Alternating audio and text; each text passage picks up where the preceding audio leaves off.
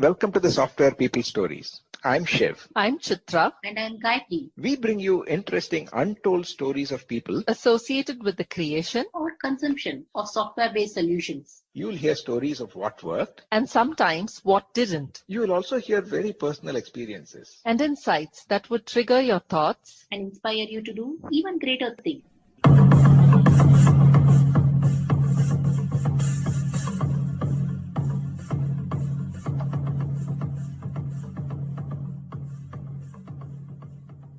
This conversation is unconventional on many fronts, with our guest this week, Srilakshmi Ranganathan, talking about her career story. When you almost think that it's been all about technology, given that she started her career at Hindustan Aeronautics Ltd, working on the light combat aircraft, building and understanding complex computer systems that went into the creation of a fighter aircraft, she reveals that her true passion lay in bringing people to collaborate and come together, which led her to become a program manager. Her insights come from pure experience and discovery of the role, never having been formally trained in it, and approaching it with a passion and purpose.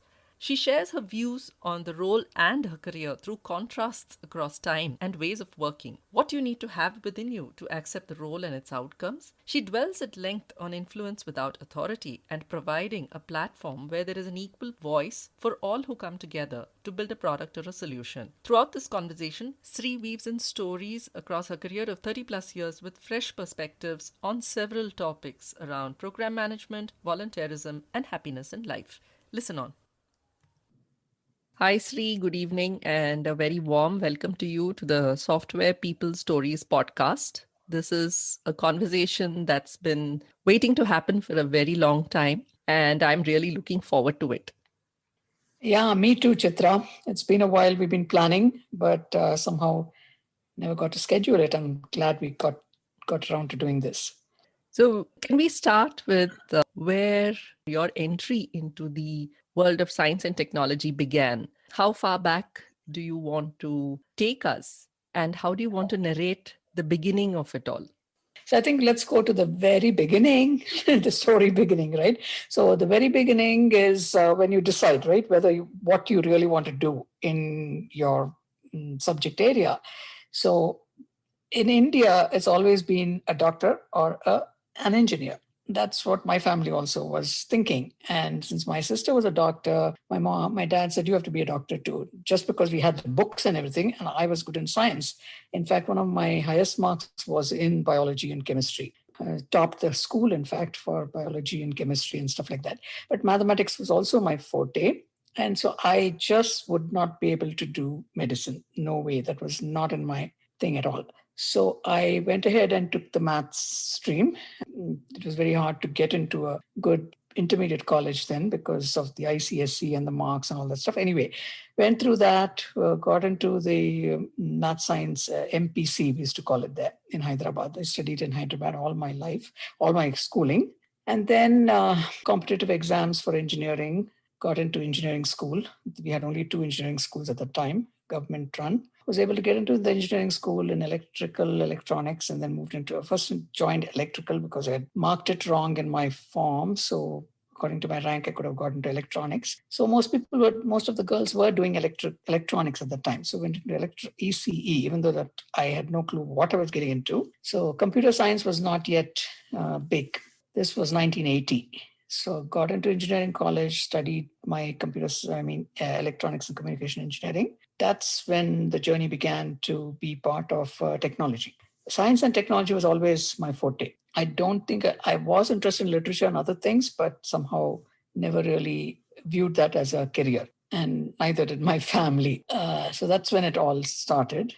Finished the 4-year engineering and then you get through campus recruitment, right? So I didn't get into campus recruitment, but an all India exams used to be conducted in those days. There were many small companies coming up, there was Wipro, which was not yet into science and into technology then, but they were doing a lot of sales, marketing. So some of my friends joined that and my dad would not allow me to get into private companies. So I wrote the exam for All India exam for the public sector, HAL, Hindustan Aeronautics Ltd. And so got in there, started the journey, of being in a huge public sector undertaking. So I can talk about the program management there itself, actually, because that's one my later journey took me to be doing coordination and program management. So went and got a master's degree in electrical engineering again. They sent us to IIT to study whatever branch we wanted. So again, it was in VLSI design, LSI fabrication, so all high tech. I don't think I ever used any of that in my work at HAL because it was communication again. So I did VSTO, QHF, TACAN. I still remember those days. And then we got deputed to this huge project called LCA, Light Combat Aircraft. I did a couple of modules for that, in the sense, not the aircraft, but the electronics piece of it. That was the LCA, and I can get into the program management part of that because it was a project definition phase of that big, huge aircraft that was being indigenously built by India. It flew 15 years later. Now that's the Tejas aircraft that is being a big asset to the Indian Air Force. And feel really good about being part of that initial phase of that project. Very small iota, I can't even pinpoint, maybe a dot, a mustard kind of thing that we were part of. I don't even know if what we approved and what we studied about got into the aircraft at all. It was all collaboration. So project definition phase in those days was like waterfall method, and it took like huge aircraft means it takes like forever. Very interesting. When you said project definition phase, it's almost a phrase that we don't hear of, let's say, in the last couple of years at least, when it comes to initiation of any project. I'm very curious, what was that like? This is a project definition phase, PDF, they call it, PDP.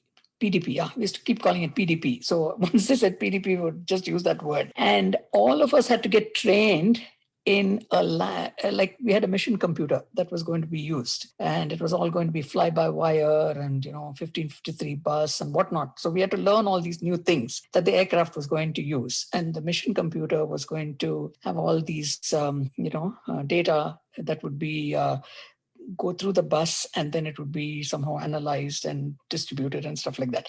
So, and they were writing some of the stuff in, or at least trying to do something with ADA, the language.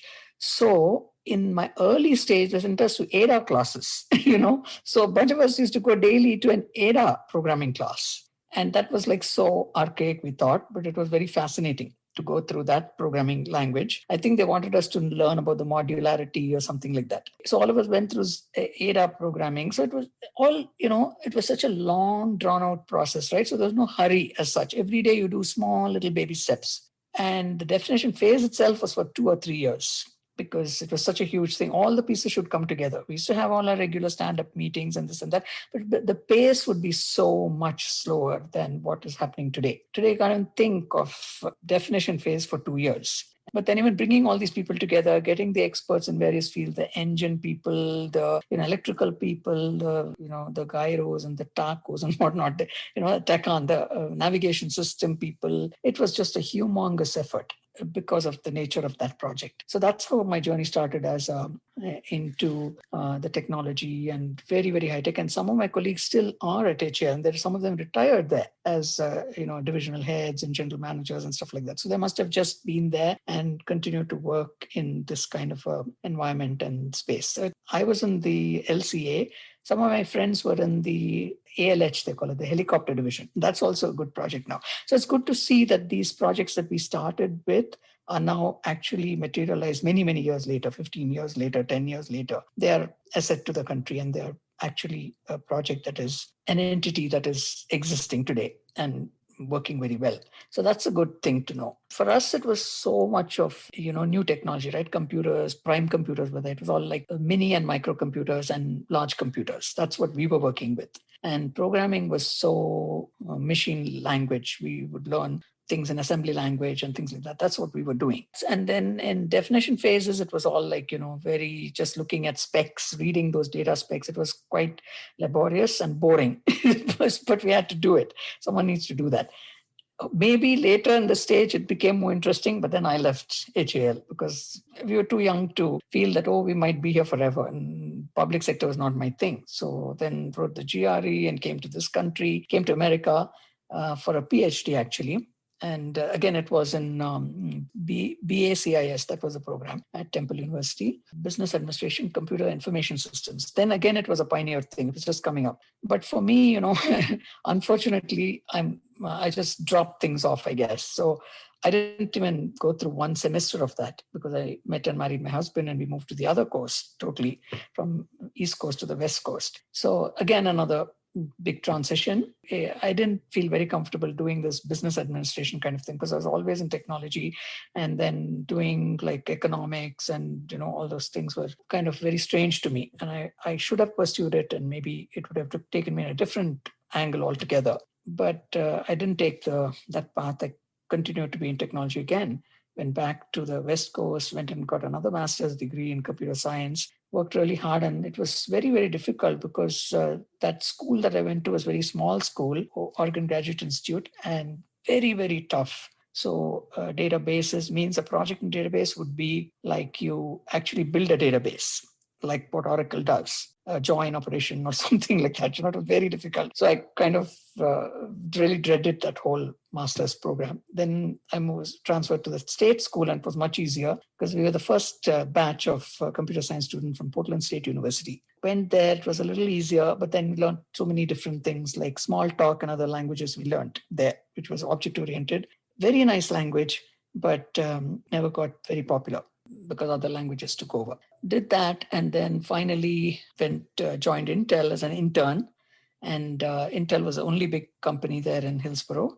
And again, I was doing some Unix internal kind of things. So it was very hands-on things, And my mentor in Intel, or my manager there, said, "Oh, you're so mature, you're doing so much." But he didn't realize I've already gone through so much, finished the HAL work and this and that and the other. So it was not like I was a fresh graduate, actually.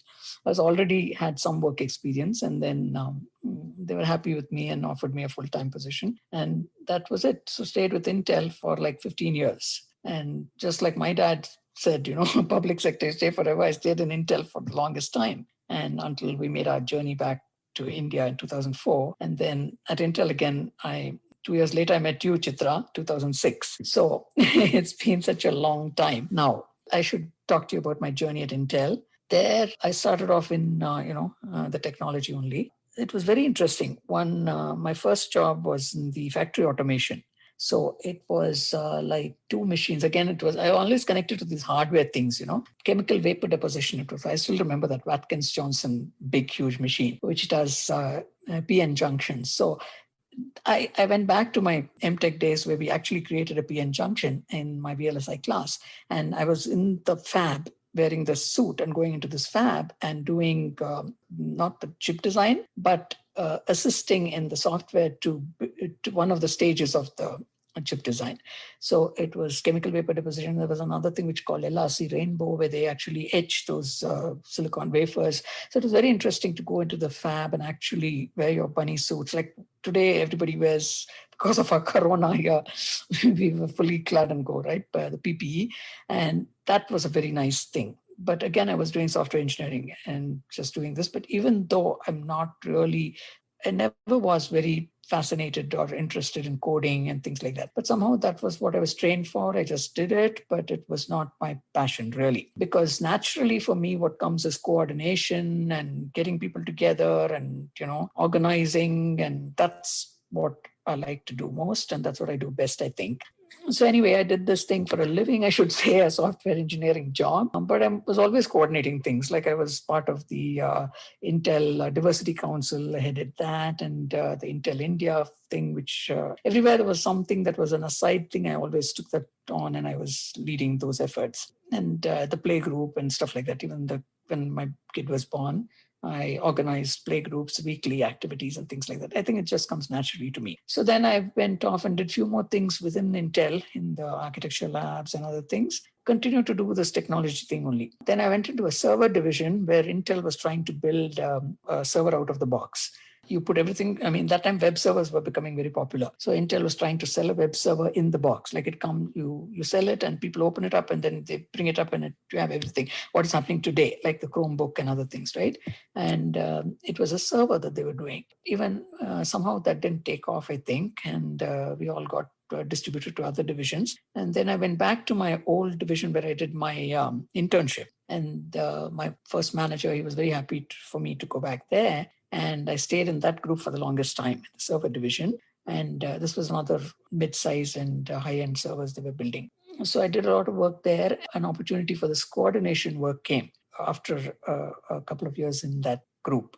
So in 2002 is when I actually moved into I got a title of a program manager finally. And my manager says, Shri, I think this is a natural fit for you. As if after so many years, I found my calling, So after getting into that program management job, which was an official program manager, so you go and do the same reporting things and get all your pieces together and make sure it works and look at the risks and mitigation and everything in the standard program management I haven't done any PMI, I haven't done anything at all in training wise. But because I had the domain expertise, it was quite easy to do program management there. And for 2 years I did that. And then we decided to move back to India. So in 2004, we came back with Intel. I came back and I did program management for that chip validation division, which again went back to the chips. And that was okay, but it was totally hardware, analog and all that. So I didn't like that. Then I moved into an IT division where I became a people manager and decided to try that. So we were two in a box. There was another guy who was a program manager and I was a people manager. So I was doing that for a little bit. And somehow I cannot do people management because I think I do management by influence better than by authority, which is what a people manager should do.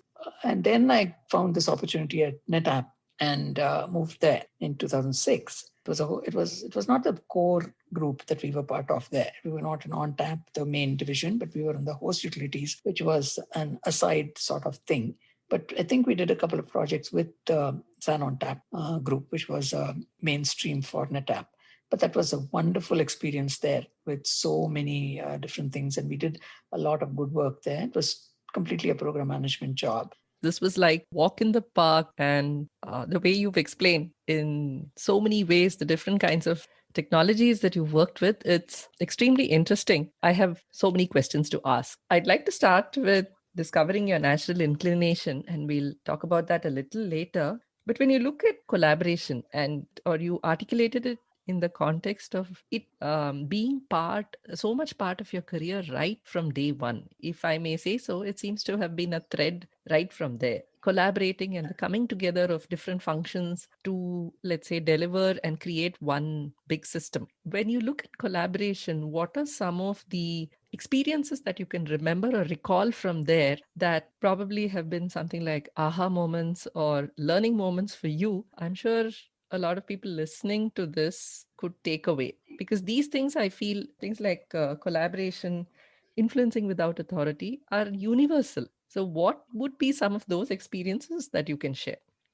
Yeah, collaboration is the integral part of the whole creating any product, right? Because not one person can do everything. You have to make sure that you respect and give equal authority and responsibility, equal weightage to all branches of the group. I didn't talk about this, but at Intel, we had something called a map day. That was a very great collaborative planning effort. It was a whole 1 or 2 days. They used to send us off to some offsite. It would be a rigorous, more than 10-hour exercise where everybody sat together. Even a person who was, it's very amazing. Like when you start a project, you haven't even built a board or anything. Everything is up in the air. And you're talking about shipping it and supporting it, which is kind of so strange. So in collaboration, you have to think of all of this, right? So the person who's just beginning to do the drawing board and the person who's going to sell your product and then support it later, all those people are coming together. And because they need the timelines, they need to know when they have to get engaged. So in that 1 or 2 days, we all sit there, pick a huge map and do all this kind of exercise. And it's very interesting to see how everybody pitches in at the right time. You don't have to be engaged every time through the journey, but you need to come in at the right time and leave at the right time. Once your product is already out there, you're in deployment, QA may not be that engaged. But then, of course, when the feedback loop happens and the bugs come in, then they come back in again for hot fixes or whatever. So that's the whole collaboration exercise that would happen at the beginning of any project. Now, going back to my aircraft company exercise, that was a huge collaboration. I mean, that you could actually see it. It's very interesting. We'd all go to this big, huge meeting. In Ada, they used to have this ADE, they used to have a huge big meeting, and the CEO, I think he just retired or a few years later. They would get us all together. It was so important to have that team, one message kind of thing. What are we here for kind of a thing. At the end of the tunnel is this big aircraft, or the end of the tunnel is this big server in a box that we need to ship. So that vision, you should keep in mind all the time. So that's why I tell my people here, they don't understand, because I'm coming back into the workforce and I work with a lot of young people, their attitudes, the way they think very short term, right? Because I'm thinking like 15 years later, I'm shipping an aircraft. These guys are like 2 weeks later, we'll have a sprint and we'll release something. Then that kind of a mode. So telling them, I attend all the business update meetings and other things because it's important to know how everything's connected. The youngsters I feel in my group right now are not bothered about this big picture. They're like, okay, what are we doing today? What are we doing tomorrow? That's about it. Agile, all these agile methodologies and all that come into picture. And then they don't really care. They say, okay, they are just releasing something. It's fine. I just have to do this part and I'm done. But that's not collaboration. Collaboration is right from the beginning to the end, feedback loop and all that stuff, right?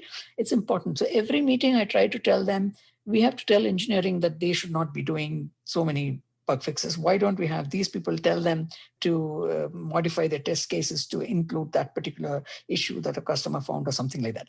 That doesn't seem to have that kind of a vision anymore or the patience for it even. So I feel there's something, maybe it's not needed in this day and age because of such a fast-paced kind of work, and also the tolerance level, right? I mean, if it breaks, it breaks. Okay, we'll just throw it. We'll do another, or we'll get a patch. Things like that. So the attitude itself has changed. So I think that's why I think I drifted away from the actual collaboration as such in a traditional kind of way, a traditional kind of definition. Collaboration can mean many things. But at the heart of it all, it means staying together as a team and understanding your end goal and understanding what is this big picture and keeping that in mind and working towards it. If everybody in the group does that, then you'll have a successful product. And also the staying together, right? Nowadays you can't because of COVID is one thing. The other is the globalization. It's very hard to co-locate. Previously, studies showed that you have to co-locate to be able to collaborate better.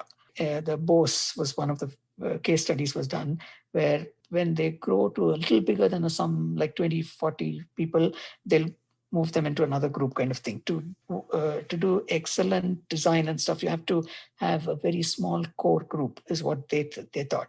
But I think that may not apply anymore because of the way the world has changed in many ways. One is the globalization. The other is this pandemic really has changed a lot, changed everything in the way we do business. Today, in fact, we had a meeting at our workplace and there's going back to work kind of thought that everybody's doing now. And they're very respectful and they say not all countries, not all areas or regions of the world are the same. Before it wasn't like that. They say, oh, everybody's the same. Why can't they do this? Why can't they do that? Now, this pandemic, I think it really has opened up the eyes saying that it is not the same everywhere. The ecosystem is different. We have to respect that. Collaboration can be done in more ways than just co-location. I think it's come together beautifully because there's been a lot of contrast in your response, which gives a lot of food for thought, in my opinion. Okay.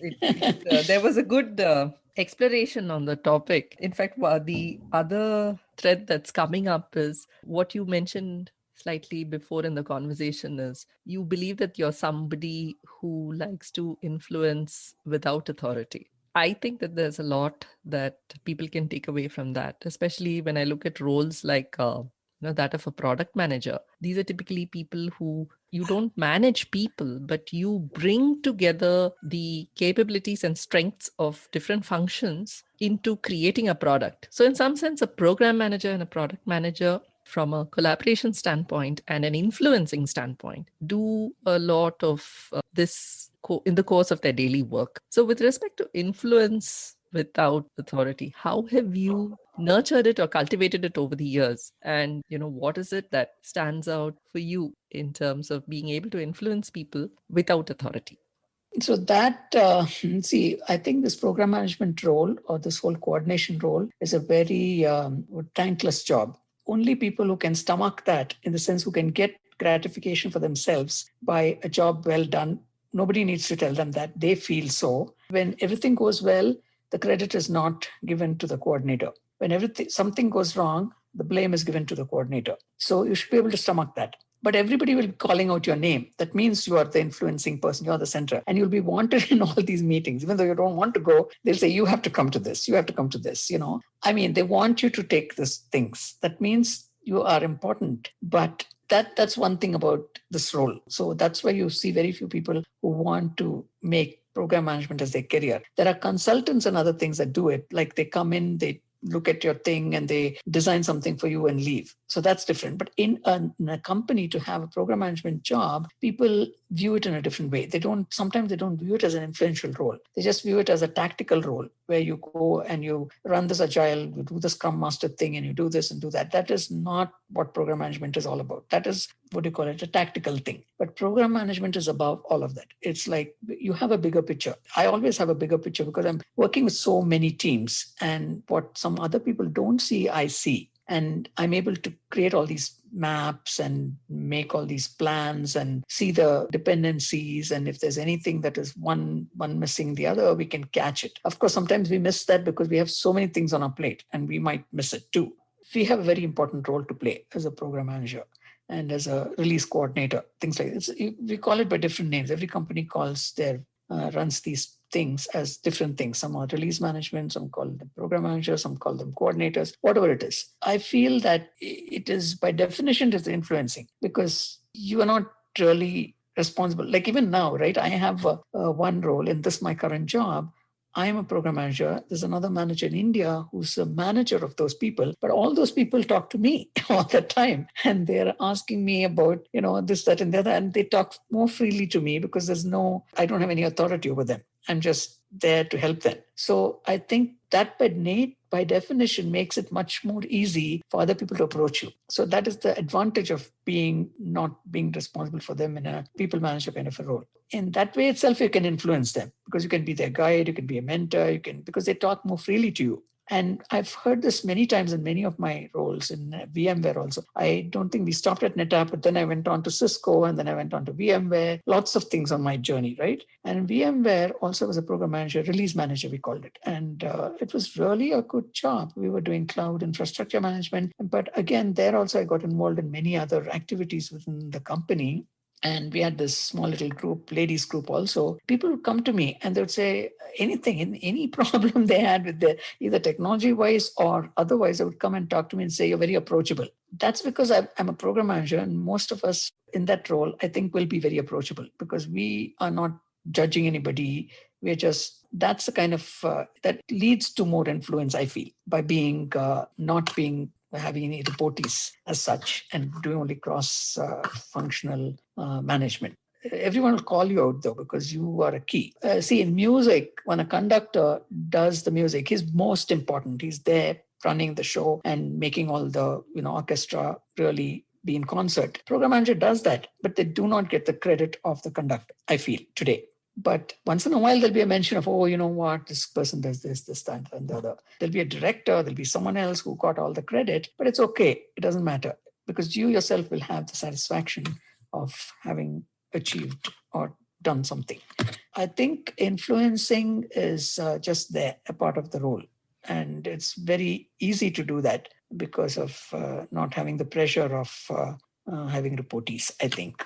Yeah, I like the way you put it all together because it really gives a sense of what all you can do and build a strong fabric, I feel, in an organization, when it comes to collaborating between groups. And I've recognized this several times in my career as well. Will always be grateful to have had the experience or the chance to work with program managers. And like you said, they very often become the go-to people. I can certainly relate with what you've shared just now. And from here, I wanted to move into a topic I've sensed over the years of having known you, which is really important, and it comes out in many contexts in all the interactions that I've had with you, and it's to do with equity, fairness, and other work that you've done over the years. Where did this start first happening? Was it always naturally with you to just ensure that there is equity all over the world? What did that lead you to do? Would you like to share a little bit about that? Equity, actually, that's the thing. No, I mean, you grow up in a family that you have all these brothers, sisters. Not everyone's the same. I don't know what it was, but my sister and me went to the same school. We all go through the same trainings and stuff, but each one is molded in a different way. Way back in school, I always volunteered. Volunteerism is what the fabric of me is, I think. Stepping up and doing things. That's why this program management also is this thing. You step up and do things for even not expecting any result, not expecting any reward, I mean. So it's a selfless giving kind of a thing. You need to be that way naturally to survive and to continue to do program management, because like I said, it's quite thankless sometimes.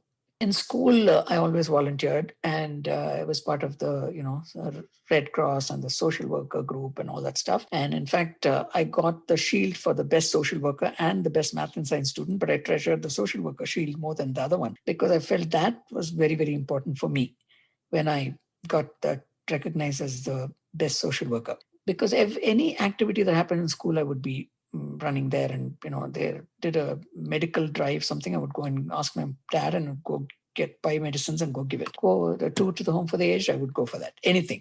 So I would be part of all of that. And continued, I think in engineering, we didn't do much of that. I don't know why it was, but engineering was like, just maybe it was too much of studies or what. But in my college, it was a lot of time off as well.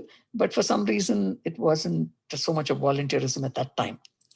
In the engineering college, but we always socialized. I always had people come over. All my friends tell me, "Oh, we always visited you," and stuff like that. So that I continue to do, part of being a people person and gathering people always and doing all that stuff. Then when I went off into my workplace, I think there also this, like I said, right, we have a very strong group in HAL, and we were always together, collaborating and being together. And my lifelong friends from then are there today too. You're talking about the equity, right? So we, I don't know, I think in those days somehow never really thought about all these things, because you had just go to work, come back, go to work, come back kind of a thing, because those days were long and journeys were hard and stuff. But then when I came to the US, I don't know if that's the kind of equity you're talking about. What? I think it's more around how you, as Srilakshmi, have worked with the world. In my eyes, you've always strived to ensure that there is no differentiation of any sort. In fact, even when you mentioned this earlier in the conversation, it doesn't matter which function you belong to, but everybody has an equal seat at the table when it comes to delivering a project or working on a product. And I feel the same applies to your principle of how you look at people and societies and everything else that you do. So you try to bring that in, whether it's your own behavior, the way you are with people and so on. So that's what I meant. So that's what my mom always says. They call me Chima at home. She says, Chima is very bold. She'll just take anything on, kind of a thing. That's because I have no fear. I have no fear of losing or of being degraded or reprimanded or anything, because I feel that's nothing to do with equity, equality and equity or whatever that is. But it's like, I feel that you just have to come together and give your best in whatever you can do. And you cannot be best in everything. You have some small thing that you're best in. So just do that. And we talk about in a lot of our management things, right? Recognize your weaknesses, enhance your strengths or something like that. It's not like don't keep on harping over I'm not good at this, not good at this. That's fine. You just accept that you cannot do this, but you can do this other thing really well. So enhance that. And that's the way it is. So like I always remember, I think I've mentioned this before too. There's this little, young adults book called The Giver, in which they monitor, it's a whole science fiction thing, and it's about egalitarian society and stuff. And they have they keep watching these kids when they're growing up, and they figure out what they're good at, and they make them be that.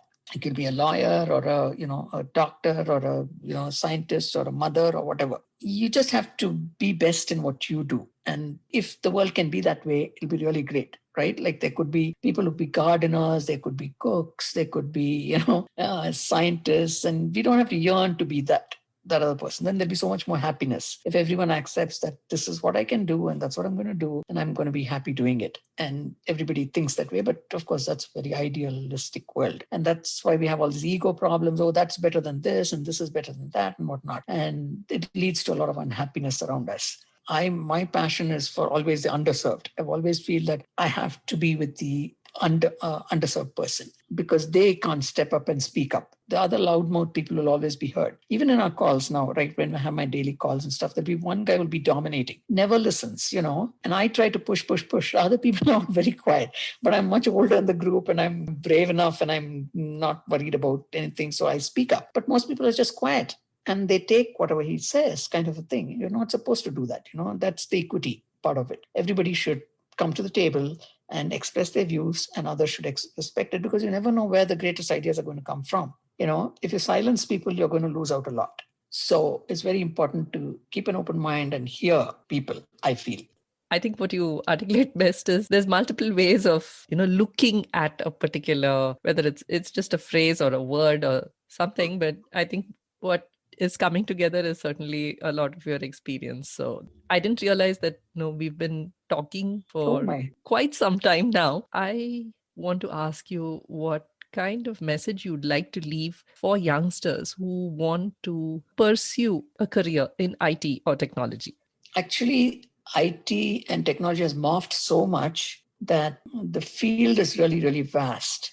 I don't think you should do technology for the sake of technology, because whatever field you do, you have to do technology today. It's not going to work otherwise, because everything is online and apps and whatnot, right? And I see that people are interested in, say, accounting and art and music. They all still gravitate to. They do technology, but they get back into do art through technology, that kind of stuff. So it really doesn't matter what the message is. You have to pursue your passion. And some people talk about the 3 C's or something, right? You have to balance it out.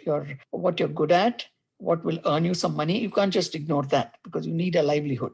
Unless you have an estate or something in your name, you have to have a living. It's important. You have to have happiness at the end of the day. You can't just be doing something and not liking it and just doing it for the money or for your livelihood. You must always look at the long term. And the other thing is, it doesn't have to be in technology. It can be in technology allied. And I don't think anybody can escape technology today. So many things changed as we moved from like 30 years ago to today. Completely changed. And I'm glad I'm still able to engage, still able to learn those tools and technologies, even if it's at a peripheral level, and be able to continue to have a job. Nicely put, simple enough message. I think that's what counts. Having a retrospective from somebody as experienced as you. Wanted to say thanks so much. This is a conversation that I've been waiting for a really long time, and I'm so glad that it happened. Yeah, thank you, Chitra. It was really good talking to you. I didn't know how the time passed. I think I told a long story here.